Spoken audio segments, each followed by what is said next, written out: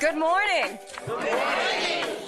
My name is Stacy Brightman. I'm the executive director here at the eBell of Los Angeles. And on behalf of my board of directors, our membership, our staff, it is my pleasure and honor to welcome you to our woman-centered and woman-led nonprofit here on this gorgeous, bright, shining day. You know, the eBell was founded in 1894 by a small group of bold women who did not have the right to vote and were denied most avenues of education or careers. They believed that by banding together and creating their own opportunities to learn, to create, to advocate, and to lead, women could and would make a better future for their sisters, their mothers, their daughters, their nieces, and oh yes, their husbands, brothers, and sons too. Our eBell motto has always been, I will find a way or make one. Yeah.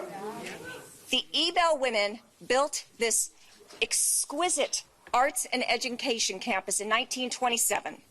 And it was meant to be a beautiful and inspiring beacon to women and girls throughout Los Angeles, and to be an inclusive space where art, culture, ideas, and civic engagement converge and our community is uplifted. It is a place where history has been created and celebrated for almost 100 years. Surely the spirits of the thousands of determined women who gathered, studied, and worked here are smiling and celebrating today. Yes, they are. Because today a dream came true. Yes. For the first time, Los Angeles has elected a woman mayor.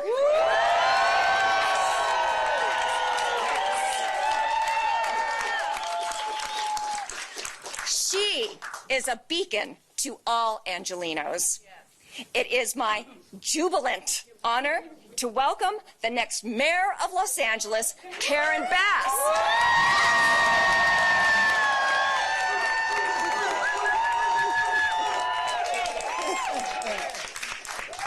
Good morning, everyone. Good morning.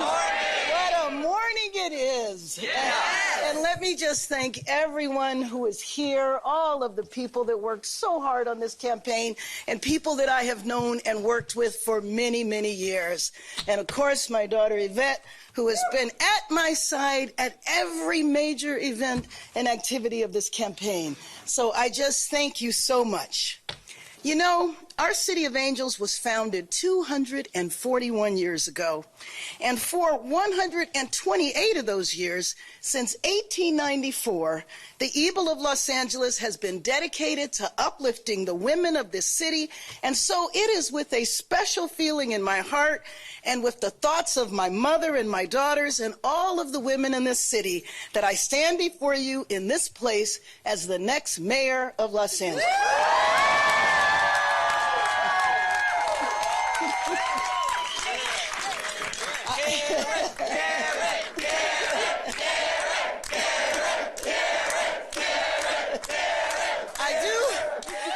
I do have to say, I kind of have to say that a couple of times for it to really sink in. Well, the model of the eBell is, I will find a way or make one. And you might have heard me along the campaign trail talk about my colleague, John Lewis. And John Lewis used to always say, when he was facing a difficult situation, if you couldn't feel like you knew how to solve the problem, then it was your responsibility to make a way out of no way. And that's the spirit that drove me to run for mayor, and it's the spirit through which I will govern. To say the least, this was a tough campaign. It was a long campaign. But now it's time to come together and turn the page.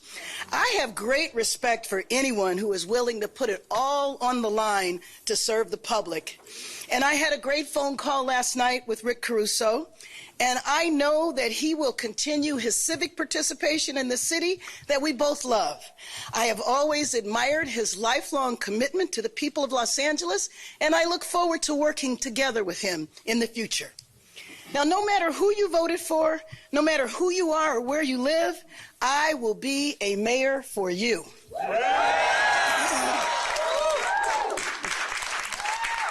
And that's the only way forward. The crisis we face affects us all, and all of us must be part of the solution. I have spent my whole life as a coalition builder, and make no mistake for me, and I've said this all along the campaign trail, being a coalition builder is not coming together to sing Kumbaya.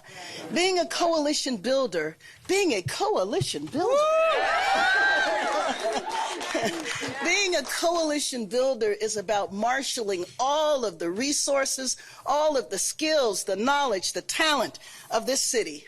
That is what being a coalition builder is about. It's about marshaling your resources to solve your problems.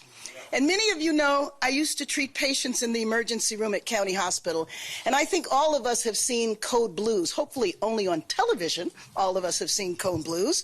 But what you don't see is a nurse or a doctor standing there alone. You see a team, every member contributing the best of what they have. That's how you save lives. And that's the kind of administration I will build to house people immediately and to increase safety and opportunity in every neighborhood. The people of Los Angeles have sent a clear message. It's time for change, and it's time for urgency. Tonight, 40,000 Angelenos will sleep without a home, and 5 might not wake up.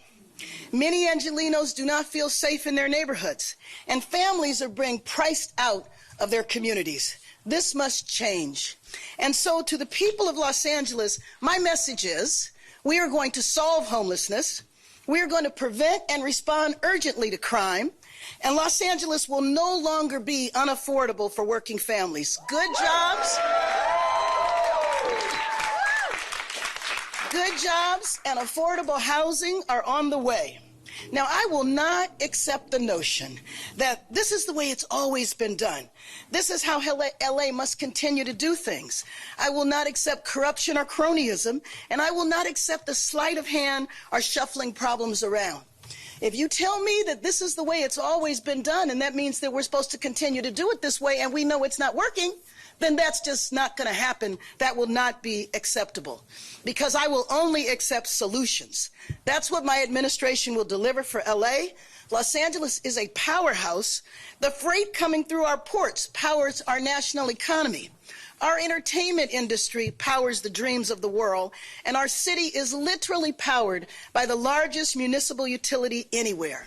So we cannot settle for people dying on our streets. We cannot settle for Angelenos feeling like they must look over their shoulder when they walk down the street. And we cannot accept that some of our neighborhoods in this city have been designated the most overcrowded neighborhoods in the nation.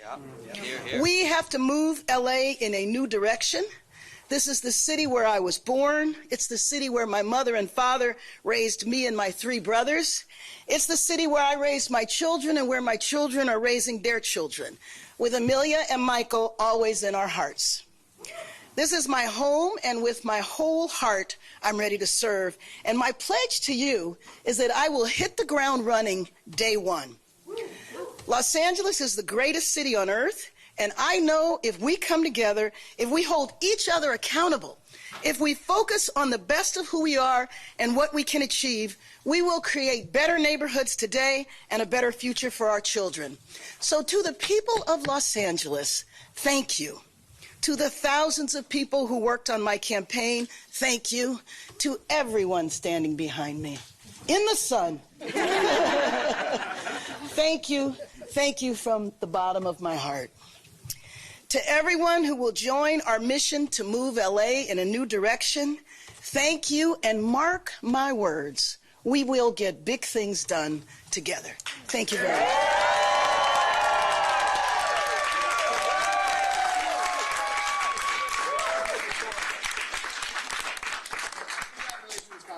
Thank you. 2 questions. You mentioned on Travis Smiley this morning, first 100 days are going to be about homelessness encampments. Can you tell us a little, in more specifics, about what that will look like? How will you do that? And then, second question, the crushingly short timeline about a transition. Yes. Have you selected a chief of staff yet? Tell us a little bit about how you're doing this. Yes. Well, let me just say, in the coming days, you will hear about a transition team and staffing. And you are right, Ben. It is 3 weeks, 3 solid weeks. And so the view of a... Whoa. Okay. Thought I was going to have to... I was ready. The view of a transition team to me won't be a 3-week transition team. It'll be a transition team that goes into the administration after the swearing in. So those issues, individuals and all will be announced shortly. And in terms of what I will do, I said all along that on day one, and day one is December 12th, I will declare a state of emergency. We will identify very specific areas where we will get people housed, and we will roll out a whole plan in order to do that. What are some of the things you would like the average citizen to move your agenda forward? Thank you, Cora. You know, it is going to be critically important that we understand that the only way we're going to address a problem of this magnitude is that the whole city has to say, what is my part and what is my role? Because you know what? You're not going to be able to house 40,000 people in only the low-income areas of the city. Right. That is just not the case. And I want to involve the faith community. We already have community-based organizations that know how to get people housed, and I know there's several of them that are here today. They've been doing it all along. The problem is that they have never been given the opportunity and the resources to do it to the scale that is needed. That's right. How do you feel being the first mayor elected being a the first female being elected as mayor, and the historic amount of women that were elected during this midterm election? You know, it's sinking in. It's sinking in. The magnitude of the job is sinking in, and the historical significance. But to me, when you do make history, when you're in a position like this, and I was in a similar position when I was sworn in as speaker, it means that you have extra responsibility. You always have to make sure that you maintain excellence in every step of the way.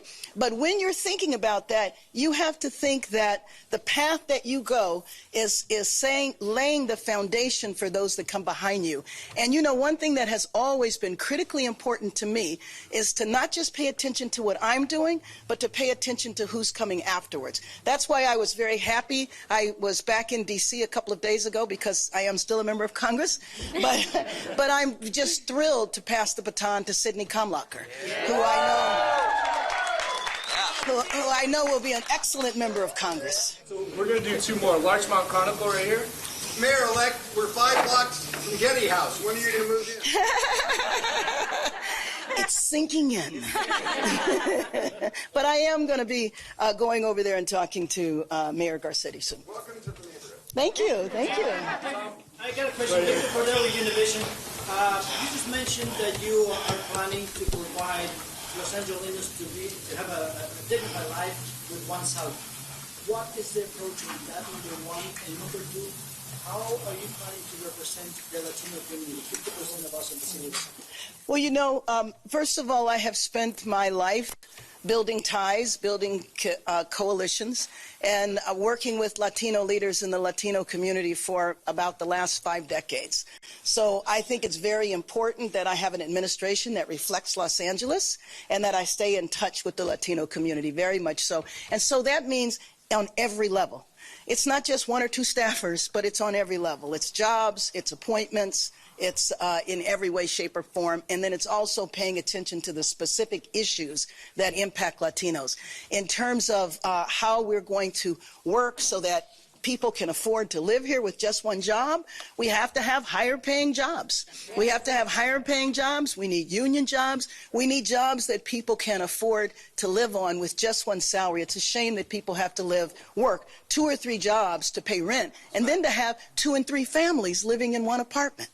2 more. Tom right here. You won this election and by a margin that seems to be beating the polls at this point. Are you surprised? And I've been with you during the campaign. You never took anything for granted. You worked so hard, hit the ground. Is it surprising to you how much you've won this election by? And does it give you a big mandate for what you campaign? Well, you know, I mean, I'm excited, absolutely. But I think that our campaign, as evidenced by everybody behind me, was a people-powered campaign.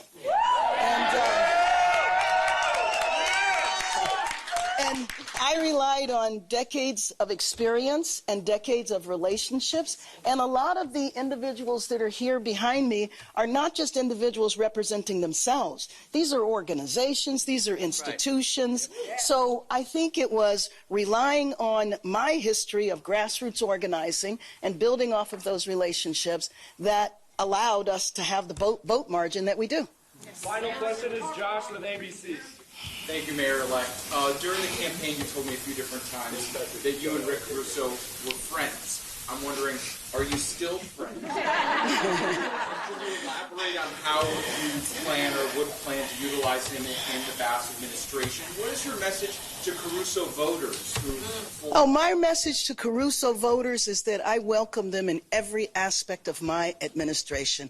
Absolutely. And in terms of my relationship with Rick, I also describe that a political campaign to me is like an athletic competition.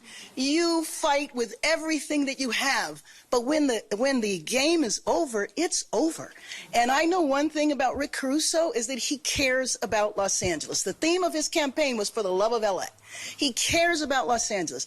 I care about Los Angeles. I always keep my eyes on the prize. That is what is most important to me. I believe it's the same with him, and I would welcome a relationship to work with him in the future. Thank you. Okay. No, I'm sorry. Thank you so much. Let me just say thank you, thank you, thank you. I promise you that we will hit the ground running, even though 3 weeks is a very small amount of time. But I just want to express my deep appreciation and love for everybody that is here. So we made it, but this is just the beginning. Now we have to deliver for Los Angeles. Thank you.